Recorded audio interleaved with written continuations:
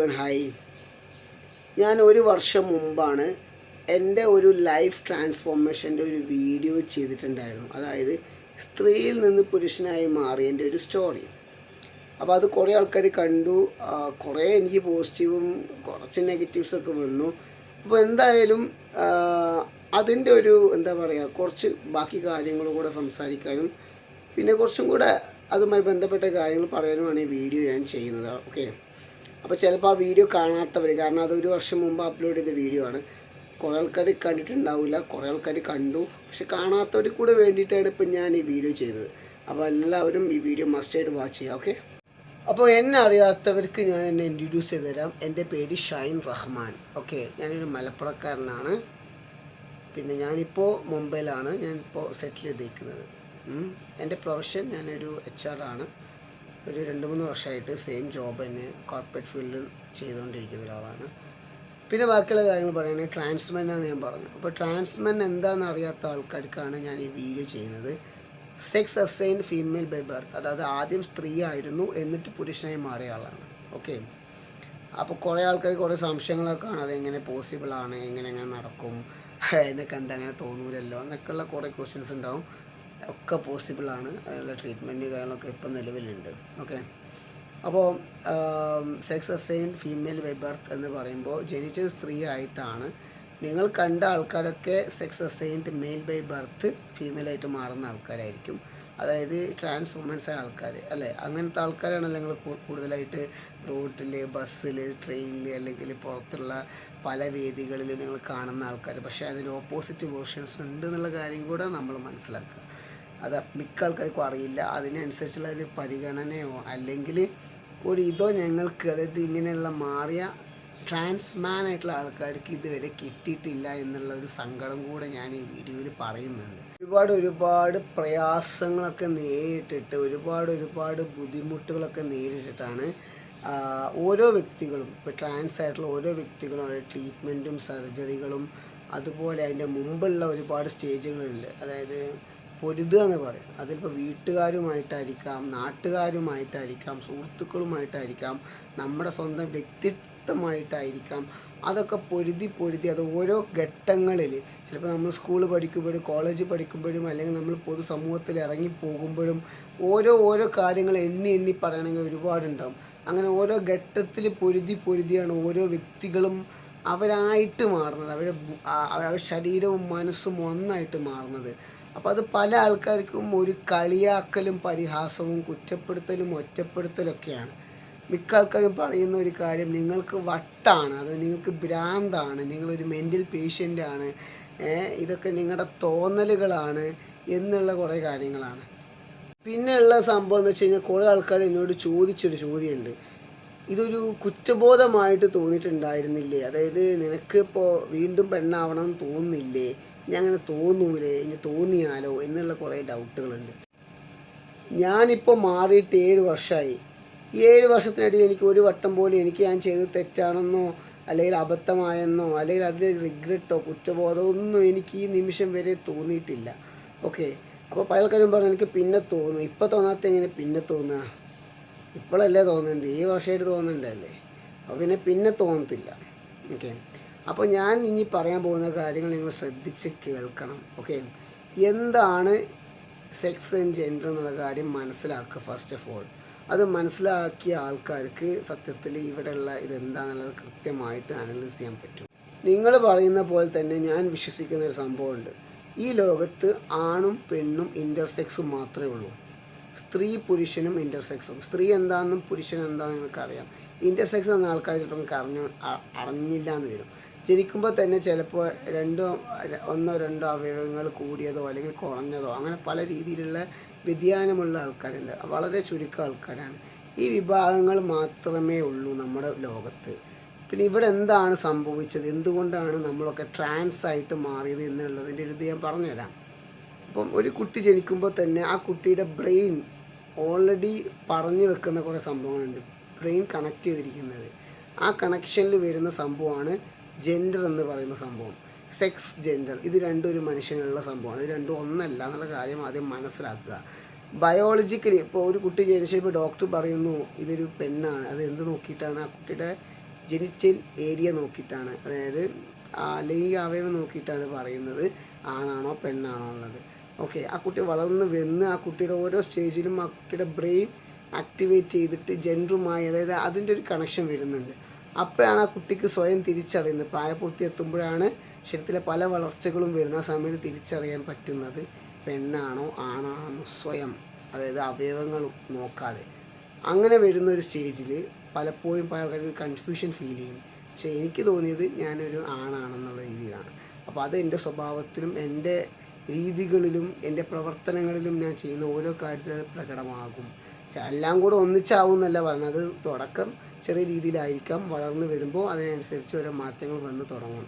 അപ്പം അത് ചിലപ്പോൾ നമ്മളെ വീട്ടുകാരോ അല്ലെങ്കിൽ നമ്മുടെ സുഹൃത്തുക്കളോ നമ്മുടെ കുടുംബത്തിലെ ആൾക്കാരോ ചിലപ്പോൾ ഡൈജസ്റ്റ് ആവില്ല. അവരത് പല രീതിയിൽ അതിനെ കാണും. അപ്പോൾ അതിനനുസരിച്ച് ട്രീറ്റ്മെൻറ്റ് കാര്യങ്ങളൊക്കെ അവർ ചെയ്യിപ്പിക്കും അല്ലെങ്കിൽ കൊണ്ടുപോകും. അത് അവരുടെ ഒരു സൈഡ്. അവർ കാണുന്നത് ഒരു പെൺകുട്ടി ഒരു ഓപ്പോസിറ്റ് ആയിട്ടുള്ള ഒരാൾ ചെയ്യുന്ന പോലെ ചെയ്ത് കഴിയുമ്പോൾ അവർക്കത് ബുദ്ധിമുട്ടാണ്. പല രീതിയിൽ അതിനെ അവർ എടുക്കും. അപ്പോൾ ഓഫ് കോഴ്സ് അവരുടെ ഭാഗത്തുനിന്ന് ഉള്ളൊരു വിമർശനവും കാര്യങ്ങളൊക്കെ ഉണ്ടാകും. അപ്പോൾ അവരതിനെ എങ്ങനെ മറികടക്കാം, എങ്ങനെ അതിന് ട്രീറ്റ്മെൻറ്റ് ചെയ്തിട്ട് മാറ്റാം എന്ന് ചിന്തിച്ചിട്ട് അവരവരെ സ്വന്തം മക്കളെ, അതിനിപ്പോൾ ആണായാലും പെണ്ണായാലും അവർ കൊണ്ടുപോകും എന്നുള്ള കാര്യം ഉറപ്പാണ്. ആൾക്കാർ ഒരു മെൻ്റൽ ഡിസോർഡർ ആയിട്ട് കാണുന്ന സംഭവമാണിത്. ഇത് മെൻ്റൽ ഡിസോർഡർ അല്ല എന്നുള്ള കാര്യം മനസ്സിലാക്കണം. ഇത് ജെൻഡറാണ്. ജെൻഡർ എങ്ങനെ മെൻ്റൽ ഡിസോർഡർ ആവുക? ശരി, മെൻ്റൽ ഡിസോർഡർ ആവുന്ന കുറേ സംഭവങ്ങൾ ഞാൻ പറഞ്ഞുതരാം. ഇപ്പോൾ അമേരിക്കയിലോ ആഫ്രിക്കയിലോ എവിടെയോ ഒരാൾ പട്ടിയായി മാറി എന്ന് പറയുന്നു, പൂച്ചയായി മാറി എന്ന് പറയുന്നു. അതൊക്കെ ആ സംഭവത്തിനുള്ള ഒരു പാഷൻ കൊണ്ട്, ഒരു ഇഷ്ടം കൊണ്ട്, അതായത് ഭയങ്കരധികം പട്ടി സ്നേഹിക്കുന്ന ആൾക്കാരുണ്ടാവും. അല്ലെങ്കിൽ അങ്ങനെ ഒരു പാഷൻ, അങ്ങനെയുള്ള ആൾക്കാർ അത് മാറി. അല്ലാതെ അവർ ജെൻഡർ അതായിട്ടൊന്നുമല്ല. അതും ഇതുമായിട്ട് നിങ്ങൾ ഒരിക്കലും കമ്പയർ ചെയ്യരുത് എന്നുള്ളൊരു അപേക്ഷ എനിക്കുണ്ട്. ഓക്കെ, പിന്നെ സമൂഹത്തിന് ഇതൊരു കളിയാക്കലും പരിഹാസമായിട്ട് മാറാനുള്ള കാരണം എന്താണെന്ന് വെച്ച് കഴിഞ്ഞാൽ, ഇതിലുള്ള പല ആൾക്കാരും എന്ത് ചെയ്തിട്ടുണ്ട്, ഇതിൽ നിന്ന് മിസ്യൂസ് ചെയ്യുന്നുണ്ട് പലതും. എന്ന് വെച്ച് കഴിഞ്ഞാൽ ട്രാൻസ്വുമൻസ് ആയിട്ടുള്ള ആൾക്കാരെ ഞാൻ പൊതുവെ എടുക്കുകയാണെങ്കിൽ അവരെന്ത് ചെയ്യുന്നു, സ്ത്രീയായിട്ട് മാറിയിട്ട് സെക്സ് വർക്കിന് പോകുന്നു, ബെഗിങ്ങിന് പോകുന്നു, അങ്ങനെയുള്ള പല കാര്യങ്ങളിലും പോകുമ്പോൾ സൊസൈറ്റി അവരെ മോശക്കാരായിട്ടാണ് കാണുന്നത്. അങ്ങനെ അവരെ ഒരു കാട്ടിക്കൂട്ടലും അവരെ ഒരു രീതിയും പെരുമാറ്റവും ഒക്കെ പല ആൾക്കാരെയും ബുദ്ധിമുട്ടിക്കുന്ന രീതിയിലോട്ടായിട്ടുണ്ട്. എല്ലാവരും ഞാൻ പറയില്ല, കുറച്ച് ആൾക്കാർ. നമ്മൾ ട്രെയിനിലൊക്കെ പോയി കഴിഞ്ഞാൽ കാണാം, അങ്ങനെയുള്ള കുറച്ച് ടീം ആൾക്കാരുണ്ട്. അവർക്കൊരു ഗ്രൂപ്പും ഉണ്ട് പല രീതിയിൽ. അപ്പോൾ ഇങ്ങനത്തെ കുറച്ച് ഒരു ടീം, എല്ലാവരും അല്ല, കുറച്ച് ടീം നല്ല രീതിയിൽ ജീവിക്കുന്ന ആൾക്കാരുണ്ട് കേട്ടോ. എനിക്കറിയാം ഒരുപാട് പേര് വലിയ വലിയ കമ്പനിയിൽ വലിയ പോസ്റ്റിൽ നിന്ന് വർക്ക് ചെയ്യുന്ന എഡ്യൂക്കേറ്റഡ് ആയിട്ടുള്ള കമ്മ്യൂണിറ്റി ആൾക്കാരുണ്ട്. ട്രാൻസ്മെന്നൊക്കെ ഉണ്ട്. പല രീതിയിൽ വലിയ പ്രൊഫഷണൽ ആൾക്കാരുണ്ട്. ഈ പറഞ്ഞ കച്ചറ ടീമുണ്ട്. അപ്പോൾ എല്ലാവരും ഇതുപോലെയല്ല, കുറച്ച് ആൾക്കാരുണ്ട്. അതിപ്പോൾ നമ്മൾ ആണിനും പെണ്ണിനും എടുത്ത് നോക്കിയാൽ അങ്ങനെ തന്നെയല്ല. നല്ല ടീമുണ്ടാവും, മോശപ്പെട്ട ടീമുണ്ടാവും. അപ്പം അങ്ങനെയുള്ള ആൾക്കാർ അവർ രീതി ജീവിക്കുന്നു, ഞങ്ങളൊക്കെ എങ്ങനെ ജീവിക്കുന്നു അങ്ങനെ. ഇതിൻ്റെ ഏറ്റവും വലിയ ഒരു സങ്കടം, അല്ലെങ്കിൽ നമ്മളെ തോൽപ്പിക്കുന്ന ഒരു സംഭവം ഉണ്ടല്ലോ, അതായത് നമ്മൾ തോറ്റു പോകുന്ന ഒരു സ്ഥലം എന്ന് പറയുന്നത് നമുക്ക് എവിടെയും അക്സെപ്റ്റൻസ് കിട്ടാതെ വരുന്ന ഒരു സ്റ്റേജാണ്. എസ്പെഷ്യലി നമ്മളെ സ്നേഹിക്കുന്ന നമ്മുടെ വീട്ടുകാരെ ഭാഗത്തുനിന്ന് പോലും നമുക്കൊരു പരിഗണന കിട്ടുന്നില്ല, ഒരു രീതിയിൽ പോലും മനസ്സിലാക്കുന്നില്ല എന്ന് വരുമ്പോൾ നമ്മൾ തളർന്ന് തരിപ്പടാവുകയാണ്. അവിടെയാണ് നമ്മുടെ ഏറ്റവും വലിയ പരാജയം. അത് നമ്മൾ ചേർക്കേണ്ട ആൾക്കാർ ഇതുപോലും മനസ്സിലാക്കുന്നില്ല എന്നുള്ള കാര്യം. അപ്പോൾ അവിടെ സമൂഹത്തിൻ്റെ അവരെന്ത് വിചാരിക്കും, ഇവരെന്ത് വിചാരിക്കും എന്നുള്ള കുറേ സംഭവങ്ങളൊക്കെയാണ് അവിടെ കടന്നു കൂടിയിട്ടുള്ളത്, സൊസൈറ്റി. ഓക്കെ, അപ്പോൾ അങ്ങനെയുള്ള കുറേ ഇഷ്യൂസ് ഉണ്ട്. പിന്നെ എൻ്റെ ഇത് പറയുകയാണെങ്കിൽ എനിക്ക് ഒരു രീതിയിലും കുടുംബത്തിൽ നിന്നൊന്നും സപ്പോർട്ടൊന്നും കിട്ടിയിട്ടുണ്ടായിരുന്നില്ല. ഞാൻ തന്നെ എൻ്റെ കാര്യങ്ങൾ കണ്ടുപിടിച്ച് വന്നു. അങ്ങനെ നമ്മൾ പോയ വഴികൾ പല രീതിയിലുള്ള വഴികളായിരുന്നു, പല സങ്കടങ്ങളും ദുരിതങ്ങളൊക്കെ ഉള്ള വഴികളായിരുന്നു. അങ്ങനെയാണ് പഠിത്തവും ജോലിയൊക്കെ ആയി വന്നത്, ജോലിയിലോട്ടൊക്കെ എത്തിപ്പെട്ടത്. അപ്പോൾ ഇവിടെ വേണ്ടത് ഒരു സപ്പോർട്ടിങ് സിസ്റ്റമാണ്. ഫാമിലിയിൽ നിന്ന് ഒരു സപ്പോർട്ട് സിസ്റ്റം ഉണ്ടെങ്കിൽ നമുക്കൊരിക്കലും ഒരു മോശപ്പെട്ട വഴിയിലോട്ടോ അല്ലെങ്കിൽ നമ്മളൊരിക്കലും ഒരു സ്ട്രഗിൾ ചെയ്ത് നമുക്കിത് ജീവിക്കേണ്ട ആവശ്യം വരുന്നില്ല. ഒന്നുമില്ലെങ്കിൽ ഒരു മനുഷ്യൻ എന്നുള്ളൊരു പരിഗണനകൾ തന്നു കഴിഞ്ഞാൽ, മനുഷ്യൻ എന്ന പരിഗണന. ഓക്കെ, അപ്പം ആ ഒരു സപ്പോർട്ടിങ് സിസ്റ്റം ഫാമിലിയിൽ നിന്ന് കൊടുത്തു കഴിഞ്ഞാൽ ഏറ്റവും ബെസ്റ്റ് സംഭവമാണ്. അപ്പം അതാണ് ഏറ്റവും വലിയൊരു അടിത്തറ എന്ന് പറയുന്നൊരു കാര്യമുണ്ട് എപ്പോഴും. ഒരിക്കലും ഇങ്ങനെയുള്ള ആൾക്കാർ വീട് വിട്ട് ഇറങ്ങി വരരുത് എന്നുള്ള സംഭവമുണ്ട്. നിങ്ങൾ വീട് വിട്ട് പോന്നു കഴിഞ്ഞാൽ വീട്ടിൽ നിങ്ങൾക്ക് തിരിച്ചു പോകാൻ ഭയങ്കര ബുദ്ധിമുട്ടായിരിക്കും. വീട്ടിൽ നിന്നുകൊണ്ട് നിങ്ങൾ മാറിക്കോ, അതിനുവേണ്ടി നിങ്ങൾ അവരെ പറഞ്ഞ് മനസ്സിലാക്കി നിങ്ങൾ എന്താ ചെയ്യുക, നിങ്ങൾ അതിന് മാച്ച് ചെയ്തിട്ടുള്ള കാര്യങ്ങൾ ചെയ്യുക. അല്ലാതെ നിങ്ങൾ വീട് വിട്ട് ഇറങ്ങി പോന്നു കഴിഞ്ഞാൽ ഇവിടെ കമ്മ്യൂണിറ്റി സപ്പോർട്ട് ചെയ്യും, അവർ സപ്പോർട്ട് ചെയ്ത് വെച്ച് വന്നിട്ട് കാര്യമില്ല. ഇവിടെ ആരെയും നോക്കാനോ അവരുടെ കാര്യങ്ങളിൽ ഇതാക്കാനൊന്നും ആർക്കും സമയമില്ല, താല്പര്യം ഉണ്ടാവില്ല. സപ്പോർട്ടൊക്കെ ചെയ്യുമായിരിക്കും, പക്ഷേ നിങ്ങളെ ചിലവ് നിങ്ങളെ കാര്യങ്ങൾ നിങ്ങൾ തന്നെ നോക്കണം. ആരും നിങ്ങളെ കാര്യങ്ങൾ നോക്കാൻ താല്പര്യം ഉണ്ടാവില്ല. അതുകൊണ്ട് പറയുകയാണെങ്കിൽ നിങ്ങൾ അത്രയും സ്ട്രഗിൾ ചെയ്ത് ജീവിക്കേണ്ട ഒരു അവസ്ഥ വരും.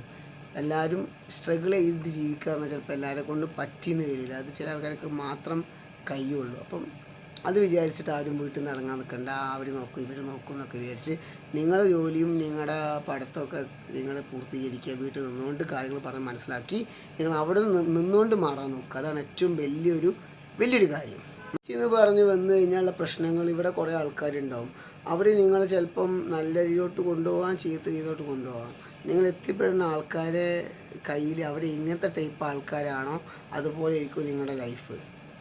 നിങ്ങൾക്ക് ഇതിനെക്കുറിച്ച് ഒന്നും അറിയില്ല. നിങ്ങൾ നിന്ന് കാണുന്ന ആൾക്കാരെ അവർ പറയുന്നത് എന്താണോ അതാണ് നിങ്ങൾ വിശ്വസിക്കുക, അതാണ് നിങ്ങൾ കേൾക്കുക, അതാണ് നിങ്ങൾ ചെയ്യുക. അപ്പോൾ അതുകൊണ്ട് നിങ്ങൾ ആരും നമുക്ക് കണ്ണടിച്ച് വിശ്വസിക്കാൻ പറ്റില്ല, അത് ഏത് മനുഷ്യനാണെങ്കിലും. അപ്പോൾ അതുകൊണ്ട് കൂടിയാണ് ഞാൻ പറയുന്നത്, നിങ്ങൾ വീട്ടിൽ നിന്നുകൊണ്ട് നിങ്ങൾ കാര്യങ്ങളൊക്കെ ചെയ്യാൻ മാറുക. അതിന് എത്ര ബുദ്ധിമുട്ടാണെങ്കിലും എത്ര റിസ്ക്കി ആണെങ്കിലും നിങ്ങൾ വീട് വിട്ട് ഇറങ്ങി പോരരുത് എന്നാണ് എൻ്റെ അപേക്ഷ. കാരണം എന്താണെന്ന് വെച്ച് കഴിഞ്ഞാൽ ഞാൻ വീട് വിട്ട് പോകുന്ന ഒരാളാണ്. ഞാൻ വന്ന വഴി എനിക്ക് നന്നായിട്ട് അറിയാം. ഞാൻ അനുഭവിച്ചതൊക്കെ ചില്ലറ അനുഭവമൊന്നുമല്ല, ഈ ജന്മത്തിൽ അനുഭവിക്കാൻ ബാക്കി ഇനി ഒന്നുമില്ല എന്ന് നിങ്ങൾക്ക് എടുത്ത് പറയാം. അപ്പോൾ അതുകൊണ്ട് ഇതൊന്നും നിങ്ങൾക്ക് ഉണ്ടാവരുത്. ഞാൻ അനുഭവിച്ചത് ഇതുപോലെ നിങ്ങൾ അനുഭവിക്കരുത് എന്നുള്ളത് കൊണ്ടാണ് ഇപ്പം ഞാൻ ഇങ്ങനെ പറയാൻ കാരണം. നിങ്ങൾ വീട് വിട്ട് ഇറങ്ങി പോരരുത് പറയാം. നിങ്ങൾ ആരും സപ്പോർട്ട് ചെയ്യില്ല, വീട്ടുകാരെ ആരും സപ്പോർട്ട് ചെയ്യില്ല. അങ്ങനെ പോന്നു കഴിഞ്ഞാൽ ചിലപ്പോൾ അവിടെ നിന്ന് കഴിഞ്ഞാൽ നിങ്ങൾ കുറേ കാലം കഴിഞ്ഞിട്ടെങ്കിൽ നിങ്ങൾക്ക് എന്ത് ചെയ്യുക, ചിലപ്പോൾ അവർ സപ്പോർട്ട് ചെയ്ത് വരും. പക്ഷേ നിങ്ങൾ അവിടുന്ന് ഇറങ്ങി പോന്നാൽ ഞങ്ങൾക്ക് ഒന്നും ഉണ്ടാവില്ല എന്നേ പറയുള്ളൂ. ഓക്കെ, അപ്പോൾ അതുകൊണ്ടാണ് ഈ പറയുന്ന മെയിനും. പിന്നെ ഞാൻ ഒരുപാട് സ്ട്രഗിൾ ചെയ്തു, ഒരുപാട് കഷ്ടപ്പെട്ടാണ് ഇവിടെ എത്തിയത്. അത്രയൊന്നും നിങ്ങൾക്ക് കഷ്ടപ്പെടാൻ പറ്റിയെന്ന് വരില്ല. അതുകൊണ്ട് പറയുകയാണ്, ഞങ്ങളെ കൊണ്ട് ആയിന്ന് വരില്ല. ഞാനൊന്നും കഷ്ടപ്പെട്ട പോലെ കഷ്ടപ്പെടരുതെന്ന് പറയണതുകൊണ്ടാണ്, അങ്ങനെ ആവരുതെന്ന് പറയാം. അപ്പോൾ പറയുകയാണെങ്കിൽ കുറേ കാര്യങ്ങൾ പറയാനുണ്ട്, ലൈഫിൻ്റെ ഒരുപാട് കാര്യങ്ങൾ ഒരു വീഡിയോയിലൊന്നും തീരുന്നതല്ല. ബാക്കി കാര്യങ്ങളൊക്കെ അടുത്ത വീഡിയോ പറയാം. ഓക്കെ, അപ്പോൾ പാർട്ട് 1 ആണത്. പാർട്ട് 2 വേണ്ടി വെയിറ്റ് ചെയ്യുക. ഓക്കെ.